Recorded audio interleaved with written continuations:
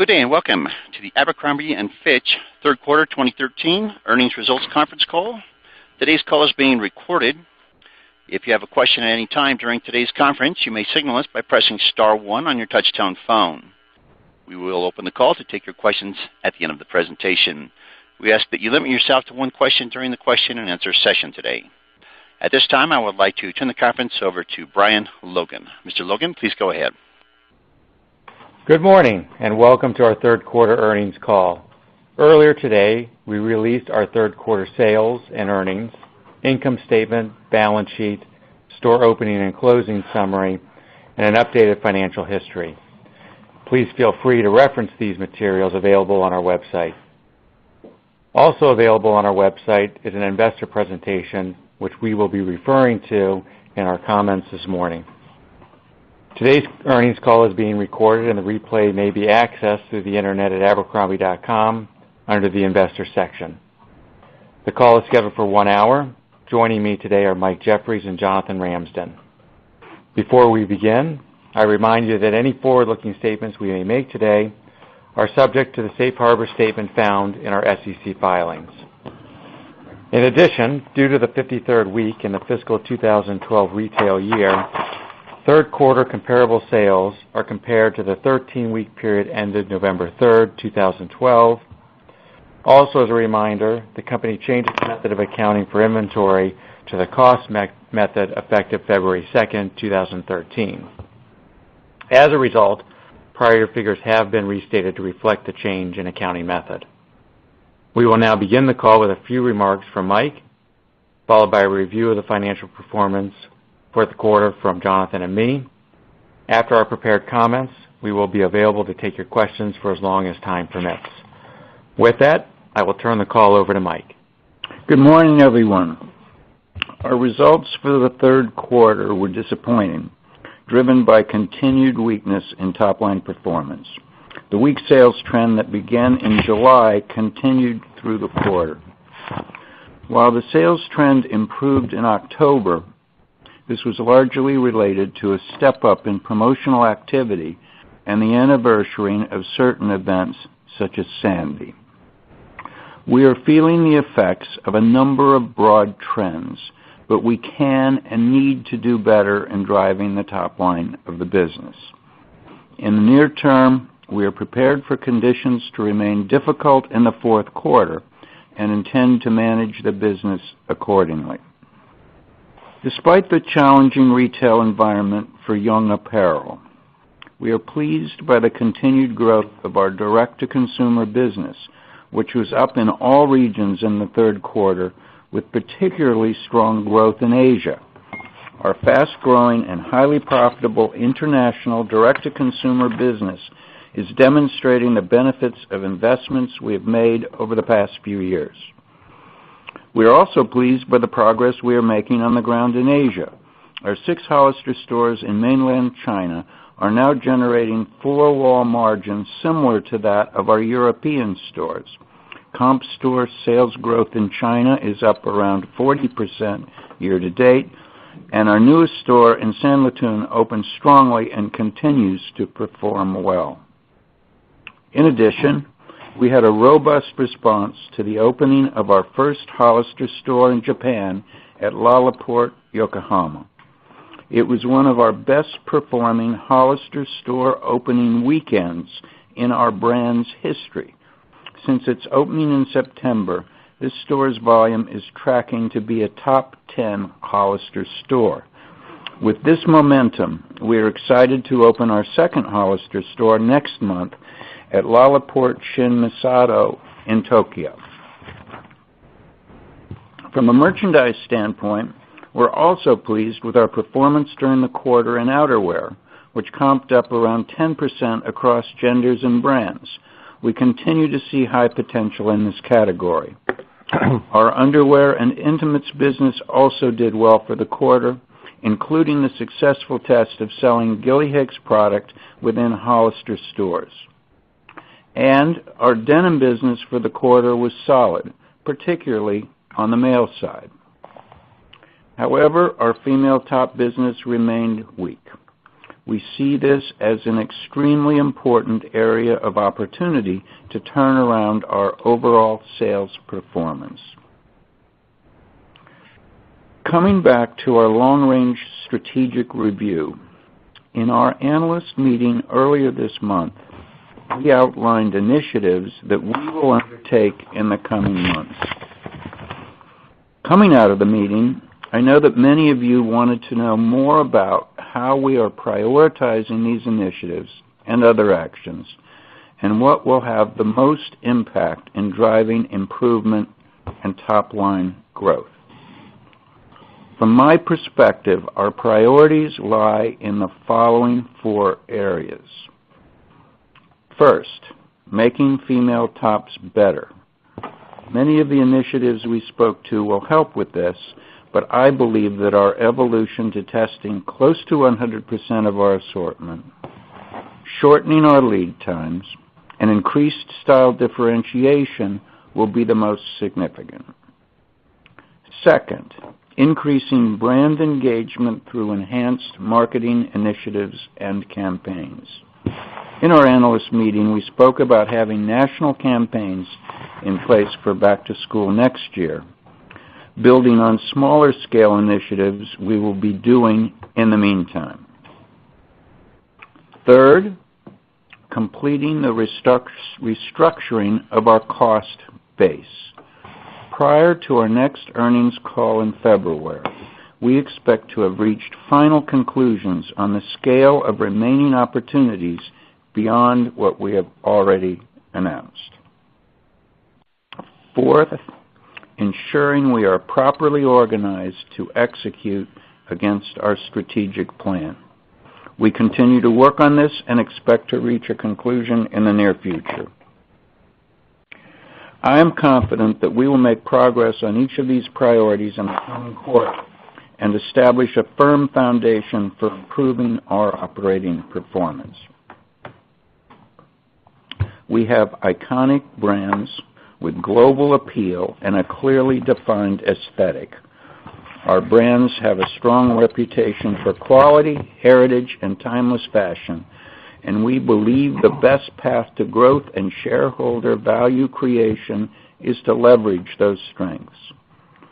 With this in mind, it is of course necessary for us to adapt to changing markets and consumer dynamics, and we intend to do so while staying true to our brand heritage. With that, I'll hand the call over to Jonathan, but we'll be available to take your questions later in the call. Thanks, Mike, and good morning, everyone. For the quarter, the company's net sales were $1.033 billion, down 12% to last year. Total U.S. sales, including DTC, were down 18%. International sales, including DTC, were up 2%. And total DTC sales, including shipping and handling, were up 10%. Including direct-to-consumer, comp sales were down 14%, with the U.S. down 14% and international down 15%. Within the quarter, comparable sales were weakest in the months of August and September. The gross margin rate for the quarter was 130 basis points lower than last year. This included a calendar shift benefit, which was largely offset by $5.3 million of inventory write-downs related to Gilly Hicks.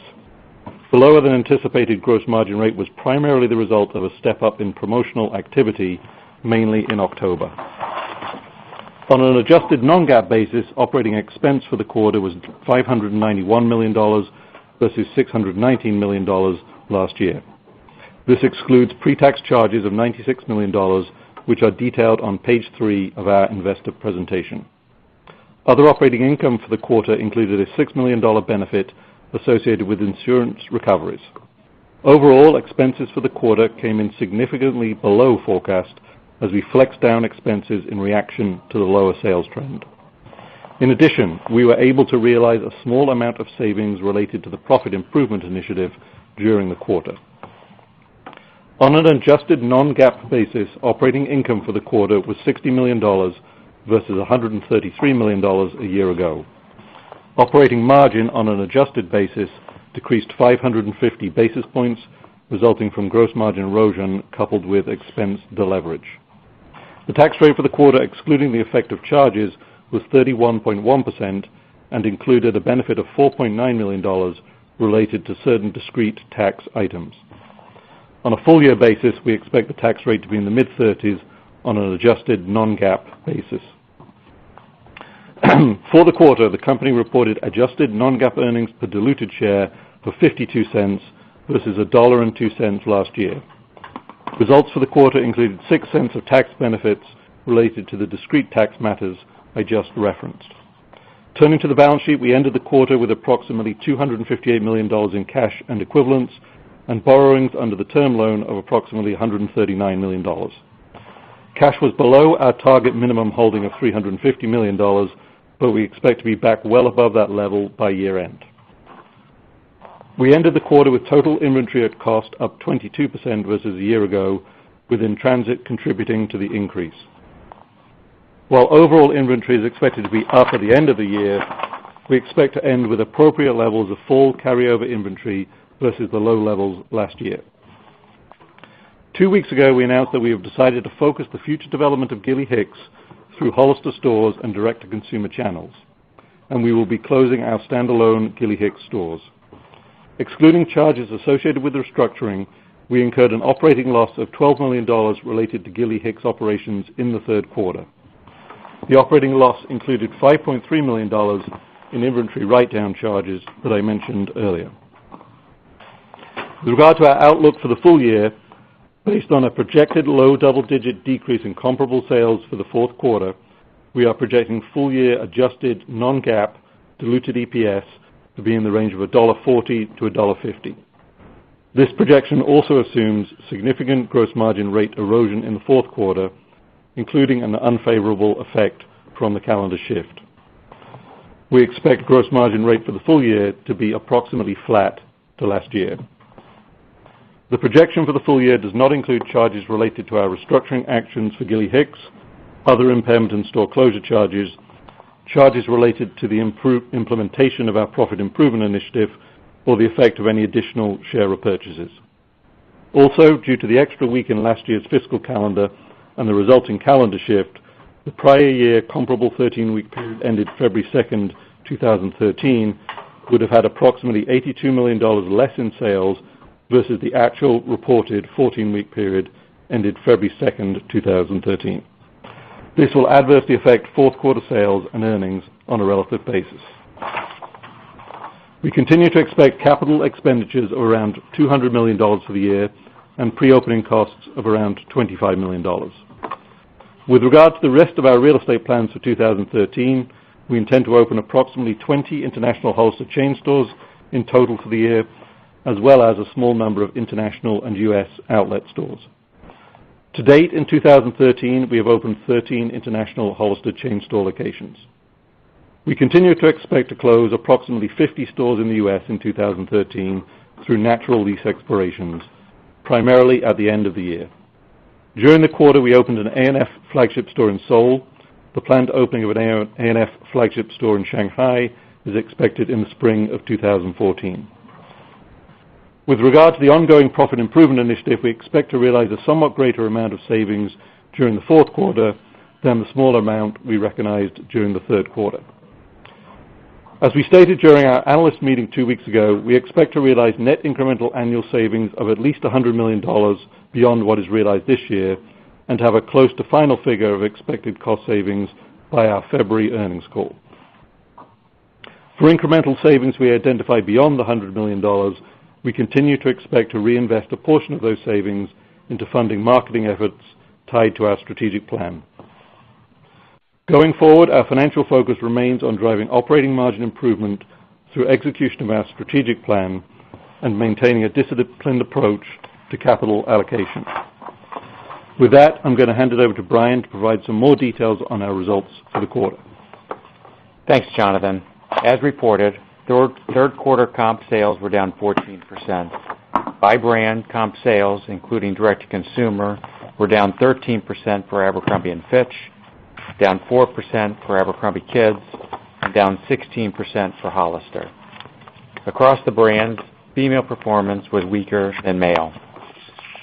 Changes in foreign currency exchange rates versus a year ago benefited sales by approximately $7 million.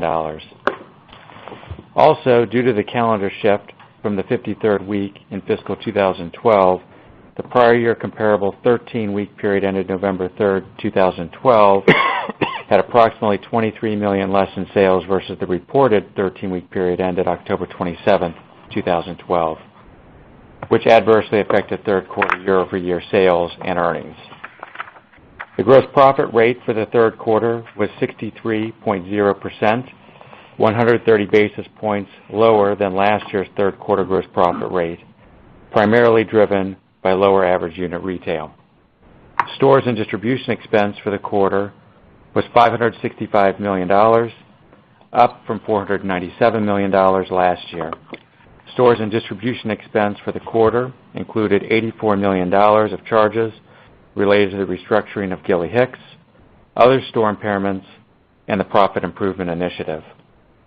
Excluding these charges, the stores and distribution expense rate for the quarter was 46.5% of sales, compared to 42.5% of sales last year. Expense savings in store payroll, store management and support, and other store and distribution expense were more than offset by the deleverage effect of negative comparable sales and higher direct-to-consumer expense. MG&A expense for the quarter was $131 million versus $123 million last year. MG&A expense for the quarter included $12 million of charges related to the Profit Improvement Initiative and the restructuring of Gilly Hicks. Excluding these charges, MG&A expense for the quarter was $120 million, a decrease of 3% versus last year. Details of international Hollister store openings for the quarter are included on the slide on page 9 of the investor presentation. At the end of the quarter, we operated 287 Abercrombie & Fitch stores, 151 Abercrombie Kids stores, 597 Hollister stores, and 28 Gilly Hicks stores. This concludes our prepared comments. We will now take your questions. Thank you. Thank you very much. And for the members of our telephone audience, if you would like to ask a question today, you can do so by pressing star 1 on your telephone keypad. If you are using a speakerphone, please ensure that your mute function is off so we can receive your signal. We ask that you limit yourself to one question during today's session. Once again, star 1 for a question. We'll pause one moment. Our first question today will come from Kimberly Greenberger, Morgan Stanley. Thank you so much, Mike. Good morning. Oh, sorry about that. We're seeing new flows of fashion, particularly into the Abercrombie & Fitch brand, that look pretty encouraging. And we're seeing 30% off. At least we were seeing 30% off, even the new fashion in the month of October. So I'm wondering, do you think how long or what is the strategy to sort of gradually wean the customer off of promotions as you start to deliver more new fashion? I think that's a very good question, Kimberly, and thank you for noticing that there's encouraging fashion because we believe that's the case. We are doing this on kind of a week-by-week basis. Obviously, as we start to get better traction, we're going to be able to raise our retails. I think we are in an intensely promotional time today, and I would love to say that this is going to happen in the next few weeks. The interesting thing is that we run the business on a week-by-week basis, so as we see traction, we're going to be able to do this. I believe the fashion is getting better and better, as do you. Thank you. Our next question will come from Marni Shapiro, the Retail Tracker. Good morning. If I don't remember, best of luck for holidays. But hi, Marni. Thank you for your suggestion. I'm waiting for it. And I saw the mannequin yesterday, and it looked great.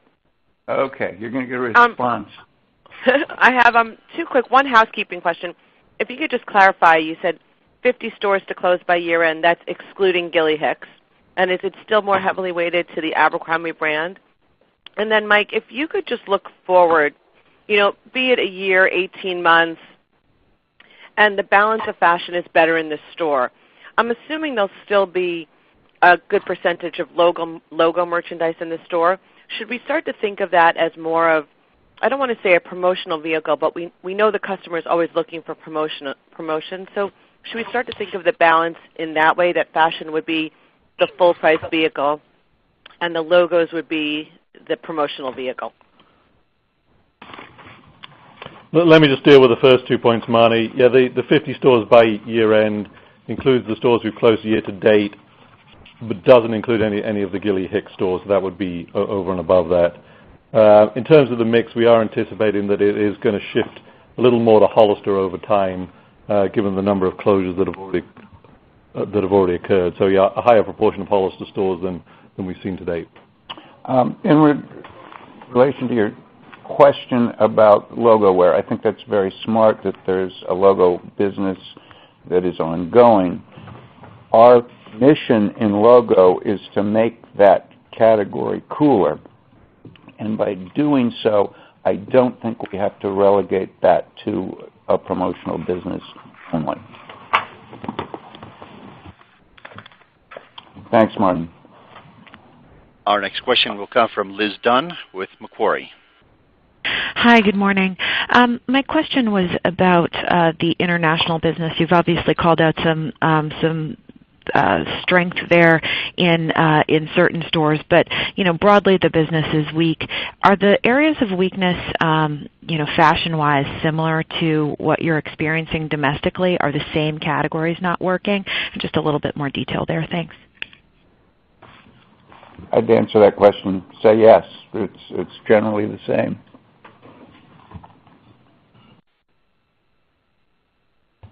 Our next question will come from Barbara Wyckoff, CLSA. Hey, morning, Barbara. Hi. On those stores that are closing, should we assume that most of them are domestic or any? They're all domestic, Barbara. Yeah. Other than the Gilly Hicks stores again that were opening, that were planned to close in the first quarter of 2014, the other closures this year are all domestic. Next we have Janet Kloppenberg, JJK Research. Hi, everybody. Hi, Mike. Morning, Janet. Hi.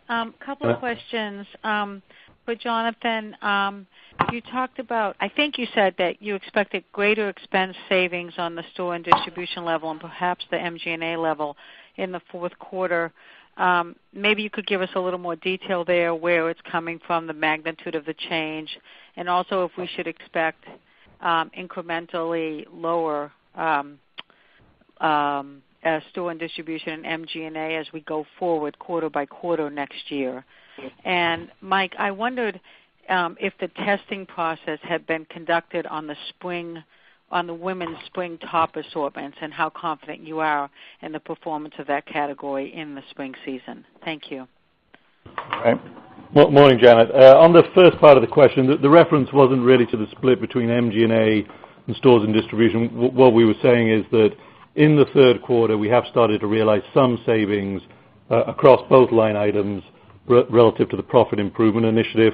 We anticipate there's going to be a somewhat greater amount of savings in Q4, but regardless of that, we anticipate there will be at least $100 million of incremental savings going forward beyond that, most of which we'd recognize in fiscal 2014, and that excludes any potential additional savings that we're able to finalize between now and the end of the year that Mike referenced in his comments earlier on. Janet, in relation to the testing, the answer is we improve as a percent tested as we move through spring season. While the initial spring set is tested, the percentage isn't 100%. We're really getting better at this on an ongoing basis, and I would say we're really going to be harvesting the major percentage of this improvement for back to school. And just Janet, coming back to your point about progression during the year, there will be some degree of progression in terms of the realization of the savings as various initiatives get put into effect. But we do anticipate, again, that we will recognize most of that $100 million incremental in 14, and then to the extent that there are additional savings coming from the store pilots or other areas, we should be able to affect those pretty quickly in 2014 as well. Paul DeJews with Wells Fargo has our next question. Thanks, guys. Morning, Paul. Morning, Paul. Hey, we've seen negative comps in the international business for 2 years.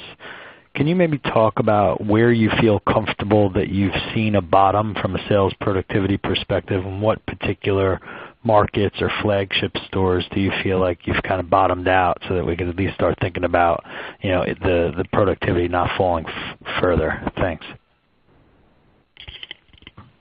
Yeah, I can give a little bit of color on that, Paul. I mean, obviously, we are comping negatively across the great majority of the countries that we're in.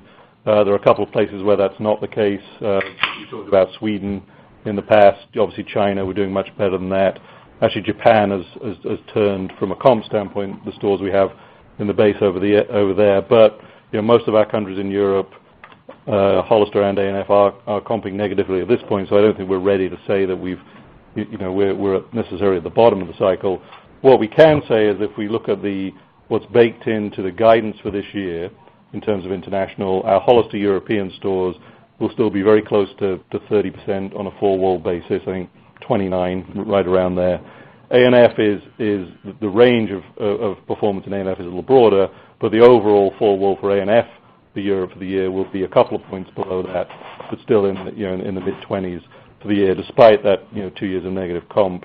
And then, as we said at the Investor Day a couple of weeks ago, Hollister stores in Europe are still running 30% north of mall productivity on average. So short answer is, we don't know. I don't think we're ready to say that the comp trend has bottomed out. We haven't seen that yet. But the overall economics today remain very profitable, very cash generative. Our next question will come from Brian Tunick, J.P. Morgan. Thanks. Good morning, guys. Morning, Brian. Hey, Brian. Hey, guys. So two questions. Just, I guess, as we look ahead, Jonathan, the puts and takes on gross margin for this company, next year and the year beyond. I guess, you came into 2013, I think you were under inventoried, and that obviously helped gross margins. And then we're trying to think about your view on international margins. It's hard for us, obviously, to see the promotional activity over there, but, do you think you'll be able to maintain the premium pricing abroad, especially if comps remain, down double digits? And then second question, I guess, is on the buyback. Obviously, there was nothing this quarter. As you move through the next quarter or two and you get to this cash balance, can we expect you to be back in the market? Thanks very much. Hey, Brian. So a couple of things there. With regard to maintaining premium pricing abroad, yes, we do. We've had to be a little more promotional and participate in some of these sort of seasonal events that other retailers do. And bear in mind that it's a highly promotional environment in much of Europe as well, so there is a need to some degree to compete with that, and I think that's partly what you saw in the third quarter. But also keep in mind that strategically our footprint in Europe puts us in a much better position to protect that premium pricing than in the U.S. We've constrained store count. We're only in the best possible malls, and again, we are continuing to run well ahead of the mall in terms of productivity. With regard to gross margin for 2014, it's a little early at this point for us to really get into any details of that. I think at this point we would be disappointed if we couldn't at least maintain our 2013 full-year gross margin, but we'll give more color on that coming into the year and the various puts and takes that will go into that. With regard to buybacks, we typically don't give specific forward-looking guidance quarter by quarter. Our overall philosophy is what it's been for a long time, which is we want to protect to a minimum cash amount of $350 million at the trough point in the cycle. Beyond that, we would expect to be deploying free cash flow towards buybacks if we believe the stock is attractively priced on a long-term basis. So that philosophy hasn't changed. We bought back significant amounts of stock over the past couple of years under that philosophy. We used the term loan proceeds to augment that, and in broad terms, we would certainly expect to be in the market going forward, buying back stock. And as we said at the Investor Day, that we believe is going to be a significant component of how we drive long-term shareholder value. As a reminder, we would like to encourage participants to limit themselves to one question. Next, we will hear from Dana Telsey, Telsey Advisory Group. Can you talk a little bit about on the U.S. store side where the operating margin declined pretty significantly this quarter? As you think about what you think about next year after the cost cutting is done, what should a steady state operating margin rate be, and how do you bucket that between gross margin and SG&A? Thank you.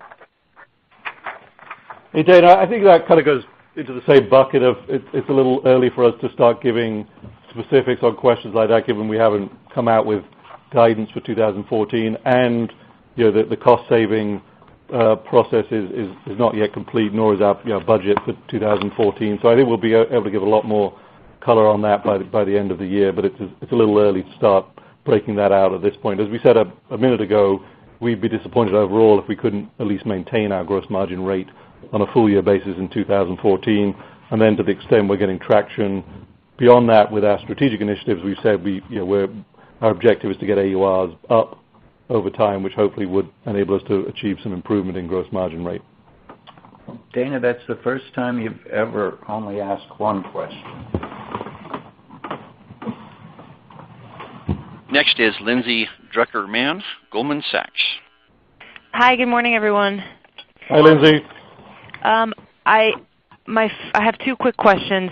First, Jonathan, on the SG&A savings, the update that you hope to give us before the next earnings call, the buckets, can you just identify the buckets of areas you think you may be able to identify savings from? You talked about the store prototypes, but I was hoping you could detail any other areas we should consider in that sort of list of items. And then secondly, your gross margin guidance for the full year for flattish implies pretty sharp deterioration versus the third quarter run rate, even though seems like your comp guidance is for similarly poor performance. I was wondering if you could break down the buckets of that. So how much of it is 53rd week, if any? How much of it is specific inventory write-downs that might be lumping excess charges into the fourth quarter versus other quarters? Maybe just helping understand the drivers there. Thank you.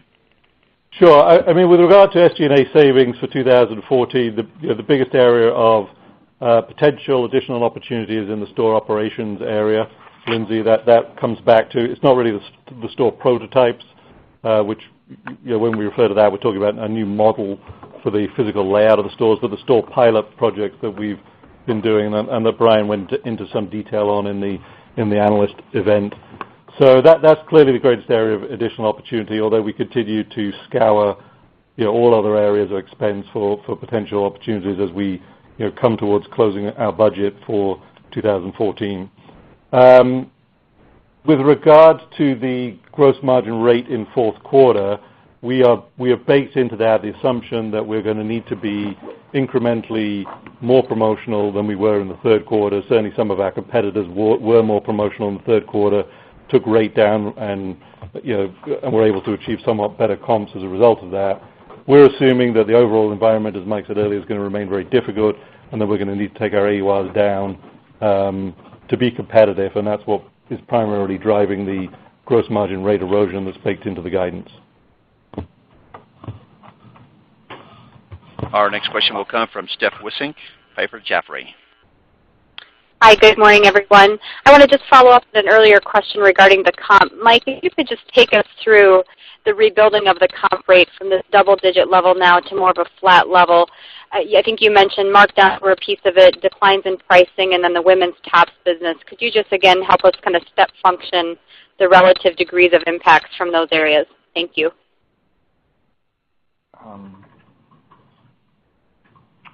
Okay. I think if I'm understanding your question, comp rate from government. Okay. Here is the strategy for getting the comp rate to improve. And I think it's important to list all these factors. One, reducing redundancy in our assortment through increased differentiation in styles. And that's not only within the current assortment, but also between seasons and deliveries and between the brands. That's one. Two, increasing the cadence of fashion in the assortment, which is going to make the assortment look fresh and new. Three, utilizing more sophisticated testing. Four, reacting faster and reducing lead times.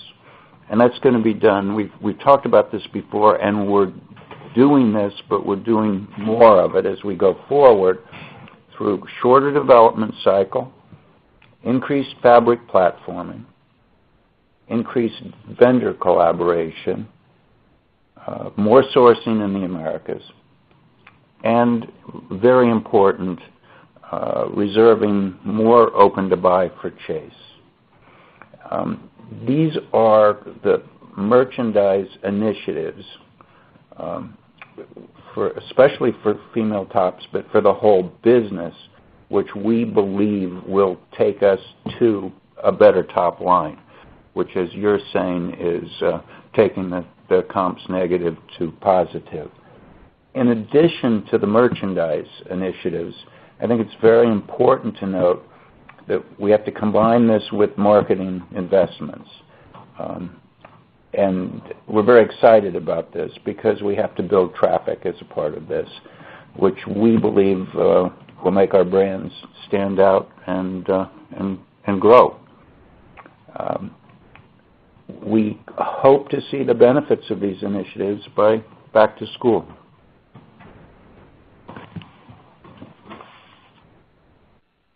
Oliver Chen with Citi has our next question.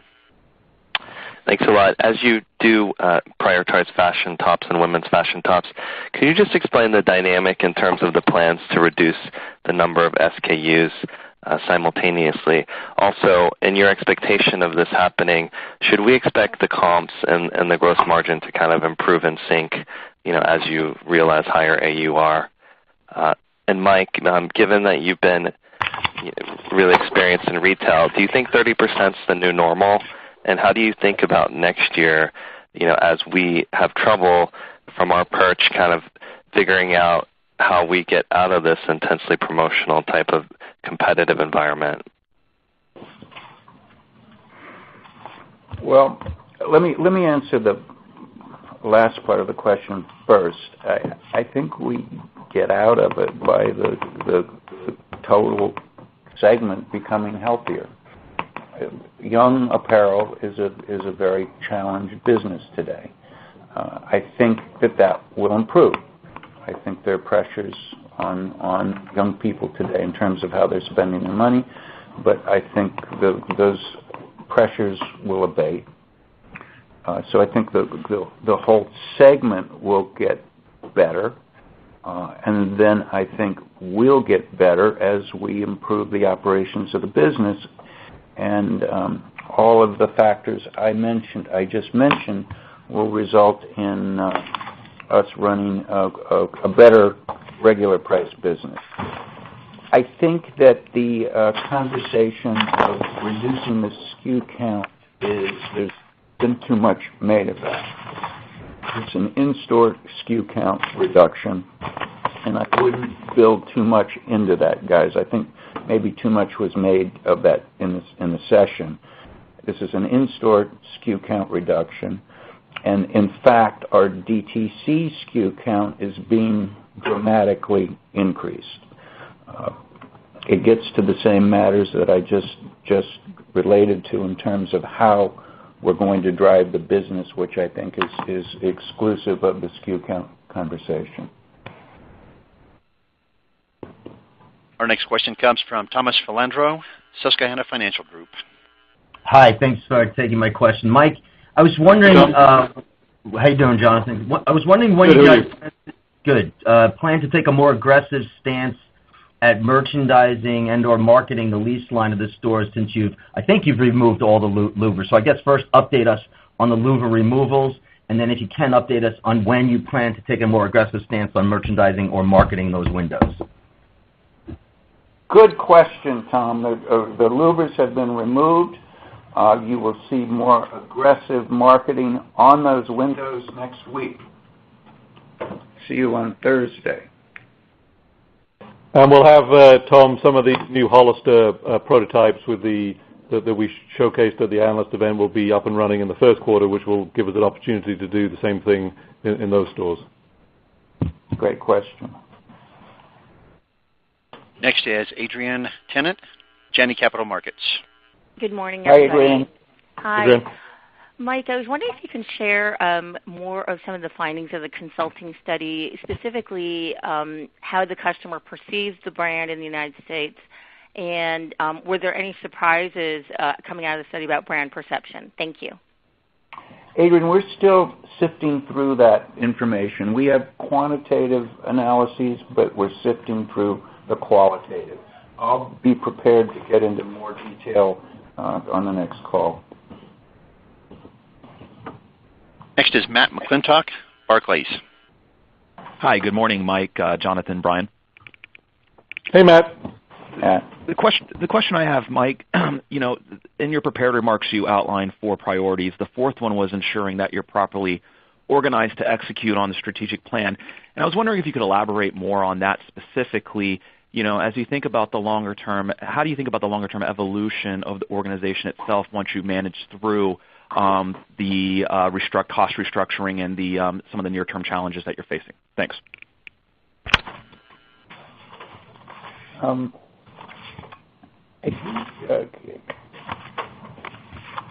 We have a real commitment here to succession management,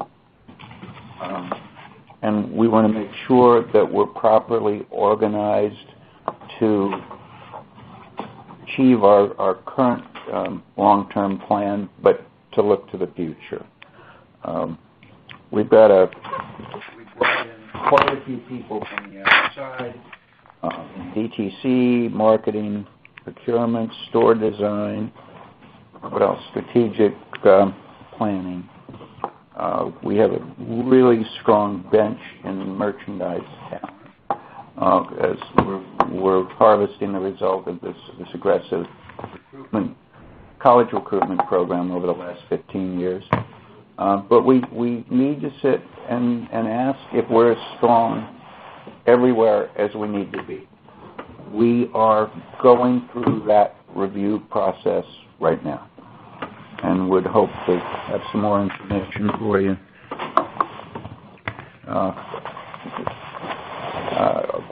Probably our next earnings call. Part of this organization has to do with giving more bottom line orientation to the people in the business. So as they grow, they'll be experienced in handling bottom line responsibility. We think that should give us a pretty good lift as soon as we get our hands around that organization.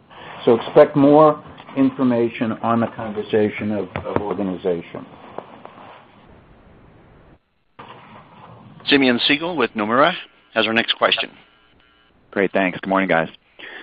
So, Mike, in light of your comments around the promotionally driven top-line improvement, I guess, in October, some of your peers mentioned lean inventories.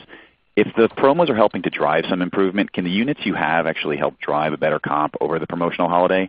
And then, Jonathan, with regard to that inventory, can you just break down the composition of this quarter's increase?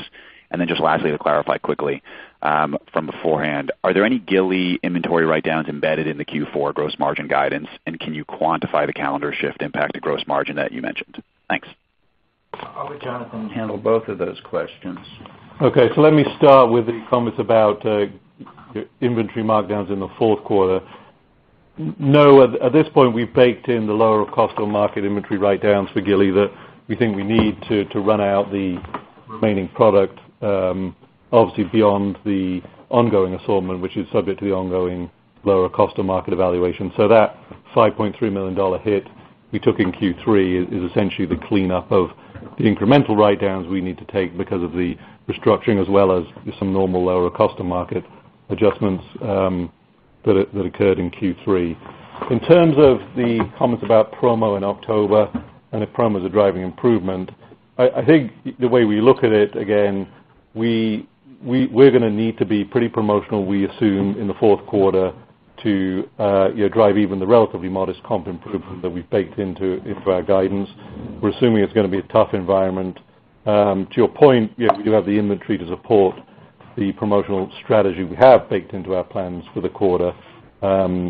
So we'll obviously see how that plays out as we go through the quarter. Was there another part of the question? Inventory breakdown for the end of Q3. We did have greater in transit year over year. That was a component of what was rolling into that overall increase. Again, our primary focus for inventory is that when we exit the year, we're going to have an appropriate level of fall carryover inventory, and that's what a lot of our AUR and other strategies are directed towards for the quarter, and we're comfortable that we're heading towards that. The spring inventory at the end of the year will be higher because of the very low levels we had last year, the very low in transit levels we had as well. So spring inventory will be up fairly significantly, but fall inventory we're working to have in a very healthy position rolling over into Q1. Healthy position, but still a little heavier than last year because we had practically no fall. Yep. Which could give us a Q1 opportunity. Our next question will come from Paul Alexander, Bank of America, Merrill Lynch. Hi, thank you.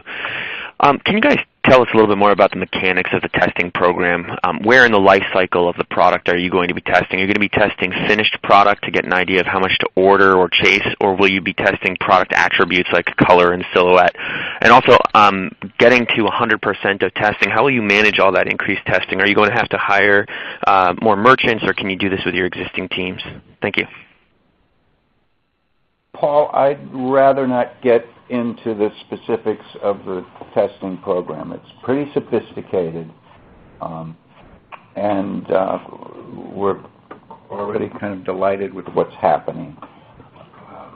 In terms of workload, it's perhaps a little more intensive for both design and merchandising, but because we're testing at every point of the process, from concept to finished product, we're getting some efficiencies.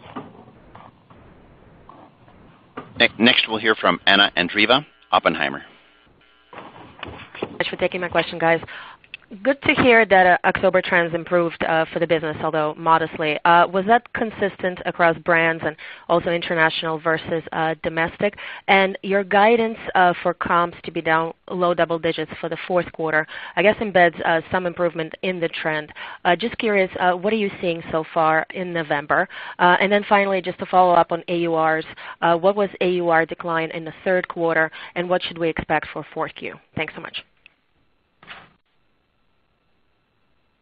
Yeah, I started with the first part, Anna. The October trend improvement was across brands, and there was improvement in international and domestic, but more in domestic. But I think as we said earlier, I wouldn't put too much into that. We clearly were more promotional. That contributed. Then there were some other factors in terms of what we were lapping year over year in October that helped. So we think there was a bit of a pickup in the underlying trend. But I wouldn't take that too far at this point.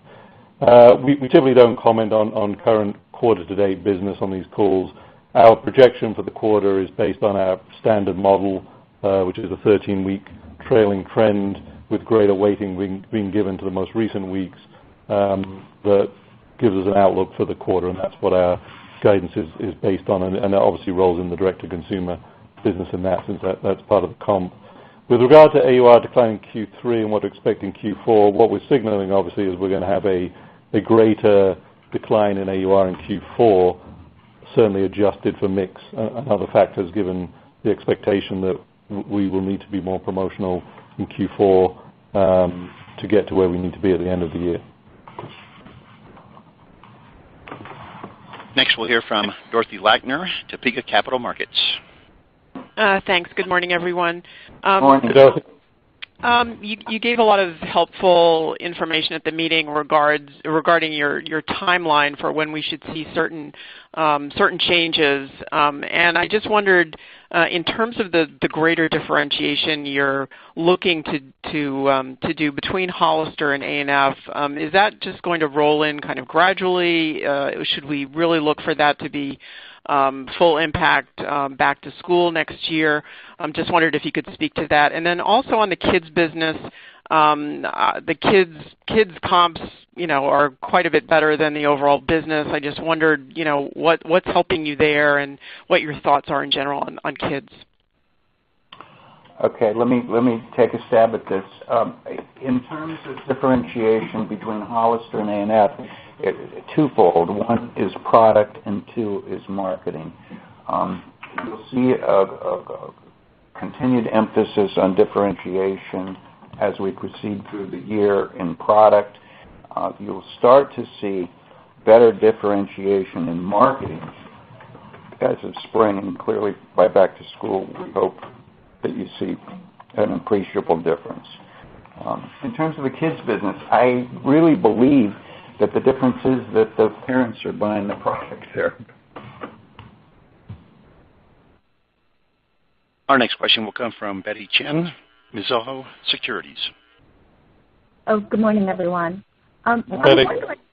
Good morning, Jonathan. As we get into next year and start to think about the new merchandise that will be hitting around back to school especially, is there any difference in terms of the pricing architecture? I know at the analyst event you mentioned that AUR will be an opportunity because of lower red lines and promotions.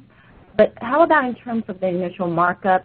Are you testing that as part of your testing process on how your pricing is being received by the customer base, and will we see any changes on that front? Thanks.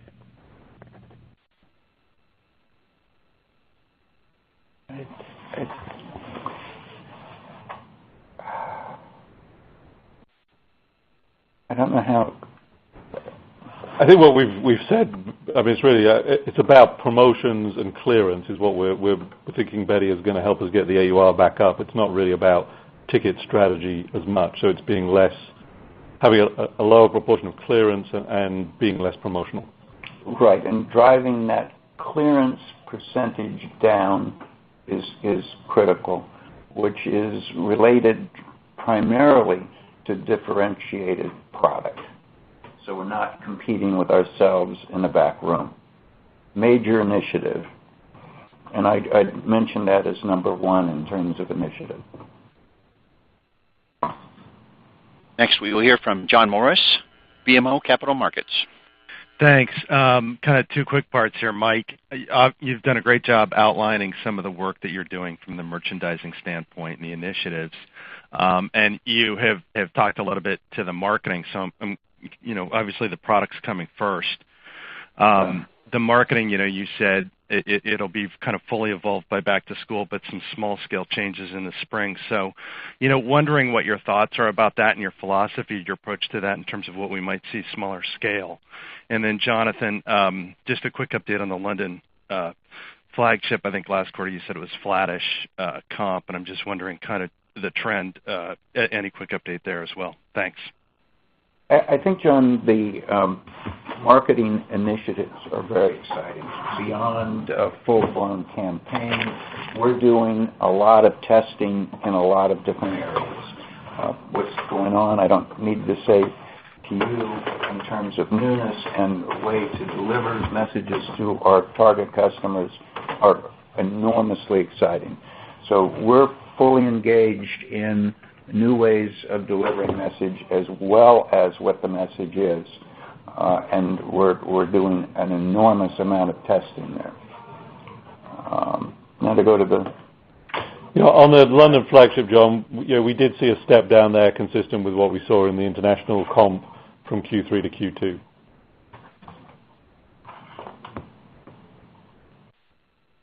Bridget Weishauer with Morningstar is next.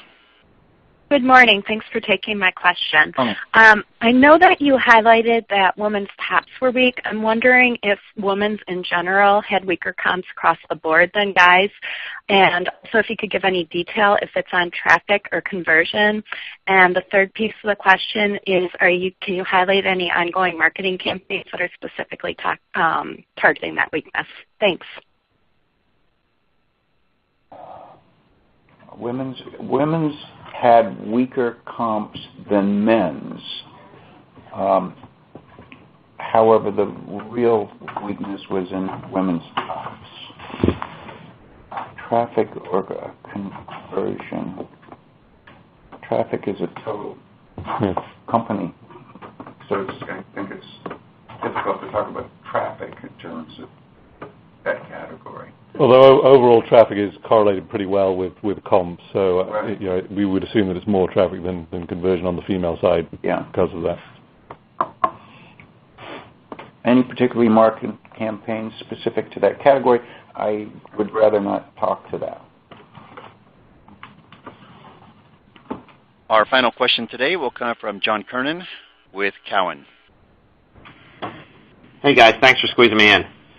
Helpful color on inventory and where you expect to finish it. What are you seeing in terms of unit costs for next year? We've heard some companies talk about unit costs up in the low single-digit range, and just wondering how you're factoring in any inflation, whether labor or cost, into your gross margin next year. Thanks. Yeah, again, John, it's a little bit early for us to get into a lot of specifics on gross margin for 4T, but the broad comment we made earlier reflects about being disappointed to not at least hold our 2013 rate would reflect what we're currently seeing in AUC, which broadly based on what you just referenced wouldn't be that different to what you're hearing elsewhere.